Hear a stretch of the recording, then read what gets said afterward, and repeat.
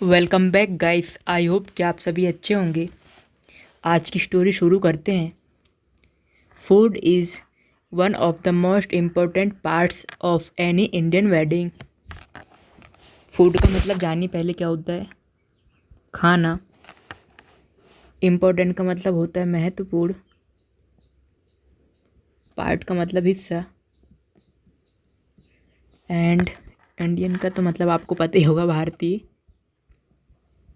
Wedding का मतलब शादी। एंड एनी का मतलब कोई। जो खाना होता है भारतीय शादी में एक बहुत ही महत्वपूर्ण हिस्सा होता है। ओके, मोस्ट का मतलब यहाँ पे बहुत। आगे देखते हैं। There are people who are less excited about the marriage ceremony but more about the food. मतलब यहाँ जो लोग रहते हैं हु आर, जो कि लेस एक्साइटेड। एक्साइटेड का मतलब क्या होता है, उत्सुक बोल सकते हैं। लेस का मतलब कम। यहाँ पर जो लोग रहते हैं वो कम उत्सुक रहते हैं अबाउट द मैरिज, शादी के बारे में। अबाउट का मतलब होता है के बारे में। ओके, मैरिज का मतलब तो सबको पता होगा आपको, शादी। सेरेमनी का मतलब होता है समारोह। फूड का मतलब होता है खाना। ओके, यहाँ पर जो व्यक्ति रहते हैं, जो कि मतलब जो लोग रहते हैं, वो शादी के बारे में बहुत कम उत्सुक रहते हैं, लेकिन जो शादी के जो समारोह रहता है उसके बारे में बहुत कम उत्सुक रहते हैं, लेकिन जो खाना रहता है उसके बारे में ज़्यादा उत्सुक रहते हैं, है ना। फिर अपन नेक्स्ट देखते हैं आगे। However the bride and groom can not come and eat at the stall. हालांकि या लेकिन या कुछ भी बोल सकते हैं। द ब्राइड एंड ग्रूम, दुल्हन और दूल्हा, can not come and eat the stall.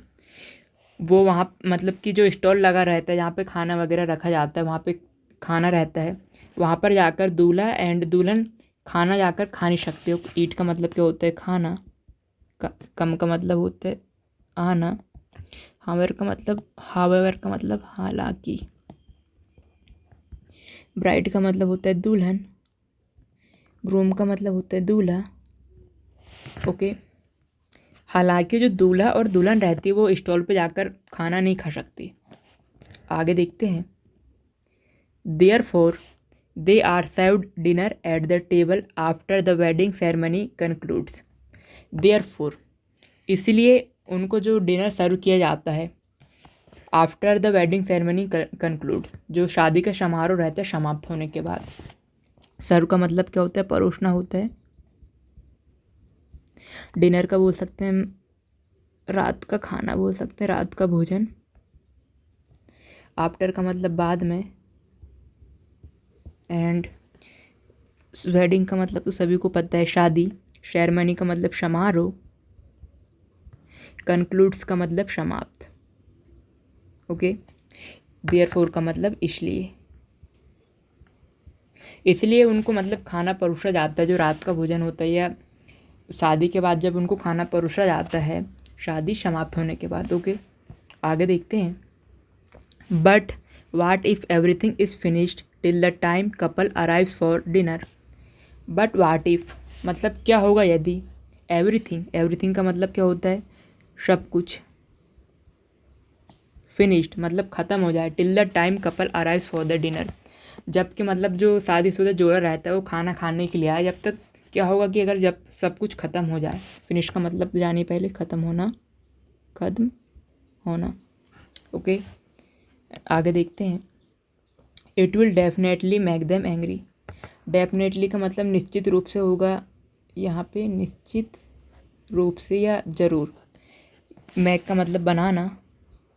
And them को मतलब उन्हें होगा, ये दूल्हा दुल्हन के लिए। एंग्री का मतलब गुस्सा। ये उनको ज़रूर निश्चित रूप से या ज़रूर उनको गुस्सा दिलाएगा बोल सकते हैं यहाँ पे। ओके, आगे देखते हैं।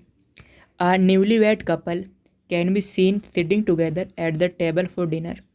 न्यूली वेड मतलब जिनकी शादी नई नई होती है। ओके, न्यूली वेड कपल मतलब जो एक नई शादीशुदा जोड़ा बोल सकते हैं। कैन बी सीन उनको देखा जा सकता है। सिटिंग टुगेदर मतलब एक साथ बैठे हुए। टुगेदर का मतलब क्या होता है, एक साथ बोल सकते हैं या साथ में बोल सकते हैं। सिट मतलब बैठना। एंड सीन मतलब ये देखना। Can be scene together at the table for dinner, table पे बैठे हुए जो देखा जा सकता है उनको खाना खाने के लिए। Okay, a plate filled with brownies is also kept on the table, एक थाली में बोल सकते हैं, एक प्लेट में फिल्ड विथ ब्राउनीज, जो एक ब्राउनीज से भरी होती है। ब्राउनीज किसको कहेंगे हम, एक चॉकलेट रहती है जो रेक्टेंगुलर शेप में रहती है, कटी कटी बोल सकते हैं, आपने देखा होगा। Is also kept on the table, वो भी मतलब कि कहाँ पे रखी हुई थी, टेबल पे रखी हुई थी। ओके, आगे देखते हैं। आफ्टर सीइंग दैट, मतलब ये मतलब कि जो ब्राउनीज रखी हुई थी टेबल में, उसको देखने के बाद द ब्राइड गेट्स फ्यूरिश, जो दुल्हन थी वो बहुत क्रोधित हो गई बोल सकते हैं, या बहुत गुस्सा हो गई। ये इसका मतलब क्रोधित या गुस्सा, दोनों में से आप कुछ भी लिख सकते हैं अपने हिसाब से। Okay, she is heard saying, उसे कहते हुए सुना गया। ओके, क्या कहते हुए, हर्ड का मतलब होता है सुनना, एंड से का सेइंग, इसका मतलब होगा यहाँ पे कहना। There is nothing else in the menu, menu में कुछ नहीं है। नथिंग का मतलब कुछ नहीं, कुछ नहीं। मेन्यू मतलब जो भोजन के जो लिस्ट रहती है उसको बोल सकते हैं सूची। Okay, nothing, there is nothing else in the menu, nothing मतलब कि मेन्यू में कुछ नहीं है, कुछ भी नहीं। ओके, आगे, शैल आई ईट 4 plates of brownies with ice cream, क्या मैं 4 प्लेट्स ब्राउनीज खाऊँ, वो भी आइसक्रीम के साथ, ऐसा क्वेश्चन करती है। कौन, दुल्हन। गिव समथिंग एल्स, कुछ और दो, मतलब कुछ और दो बोल सकते हैं यहाँ पे। समथिंग का मतलब कुछ, एंड गिव का मतलब होता है देना, एल्स का मतलब समथिंग एल्स मतलब कुछ भी बोल सकते हैं यहाँ पे। डोंट यू हैव, क्या तुम्हारे पास नहीं है, ऐसा बोलेंगे। जैसे कि दाल, वेजिटेबल्स, रोटी, है ना। There are so many dishes brother, बहुत सारी डिशेस हैं भाई, भैया बोल सकते हैं अपन वहाँ पे। डिशेस का मतलब जो जो भी व्यंजन रहते हैं वहाँ पे, बहुत सारे व्यंजन हैं भैया। Groom can be seen holding her hand, दूल्हा था उसको देखा जा सकता था दुल्हन का हाथ पकड़े हुए। Okay, she was disappointed after seeing the only brownies present on her plate, disappoint का मतलब जानिए पहले, इसका मतलब होता है क्या, नाराज़ होना बोल सकते हैं, नाराज़ होना। She was disappointed after seeing the only brownies present on her plate, मतलब दुल्हन को दुल्हन जो नाराज़ हो गई थी आफ्टर सीइंग, मतलब देखने के बाद, देखने के बाद, खाली ब्राउनीज देखने के बाद, उनके जो प्लेट में जब उनके सामने जो रखा गया था, प्लेट में जो ब्राउनीज रखी गई थी उनको देखकर वो नाराज़ हो गई थी बोल सकते हैं, है ना। As she was extremely hungry, hungry का मतलब जानिए पहले भूखा होता है, एक्सट्रीमली का मतलब बहुत ज़्यादा। यहाँ पे एस का मतलब हम चूँकि ले सकते हैं, क्योंकि बोल सकते हैं, कुछ भी आप अपने हिसाब से, आपको ट्रांसलेशन नहीं करना, आपको समझ में आना चाहिए आप क्या पढ़ रहे हो, आप क्या सीख रहे हो। क्योंकि वह बहुत ज़्यादा भूखी थी, कौन भूखी थी, दुल्हन। अब हम स्टोरी को फिर से देखते हैं एक बार जल्दी से, जल्दी। Food is one of the most important parts of any Indian wedding, जो खाना होता है भारतीय शादी में बहुत ही महत्वपूर्ण हिस्सा रहता है ना। आगे देखते हैं। There are people who are less excited about the marriage ceremony but more about the food, वहाँ पे जो लोग रहते हैं वो कम उत्सुक रहते हैं किसके बारे में, शादी के बारे में, शादी समारोह के बारे में, बट ज़्यादा एक्साइटेड रहते हैं, उत्सुक रहते हैं किसके बारे में, खाने के बारे में। However the bride and groom can not come and eat at the stall, हालांकि जो दूल्हा और दुल्हन रहते हैं वो स्टॉल पे जाकर खाना नहीं खा सकते। Therefore they are serve dinner at the table after the wedding ceremony concludes, इसलिए उनको मतलब कि भोजन, उनके लिए भोजन परोसा जाता है टेबल पे शादी समारोह ख़त्म होने के बाद। ओके, आगे, but what if everything is finished till the time couple arrives for dinner, क्या होगा यदि सब कुछ ख़त्म हो जाए, कब तक ख़त्म हो जाए, जब वो जो शादीशुदा जोड़ा रहता है, कपल रहता है, वो खाना खाने के लिए पहुँचे। Okay, it will definitely make them angry, यह उनको निश्चित रूप से उनको गुस्सा दिलाएगा बोलेगा, या नाराज़ करेगा, गुस्सा दिलाएगा बोलेगा, है ना, बोलेंगे यहाँ पे, sorry. Newly wed couple can be seen sitting together at the table for dinner, जो नया शादीशुदा जोड़ा है उनको देखा जा सकता है एक साथ बैठे हुए टेबल पे खाना खाने के लिए। ओके, आगे। अ plate filled with brownies is also kept on the table. एक प्लेट में जो ब्राउनीज रखी हुई थी उसको वो भी वहाँ पे टेबल पे रखी हुई थी।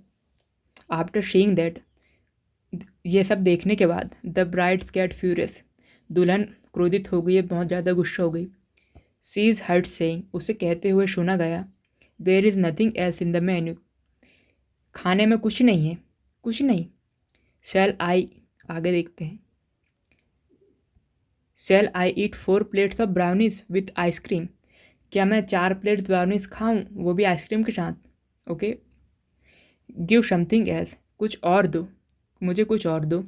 डोंट यू हैव, क्या आपके पास नहीं है, जैसे कि दाल, वेजिटेबल्स, रोटी। There are so many dishes brother, बहुत सारे व्यंजन हैं भैया।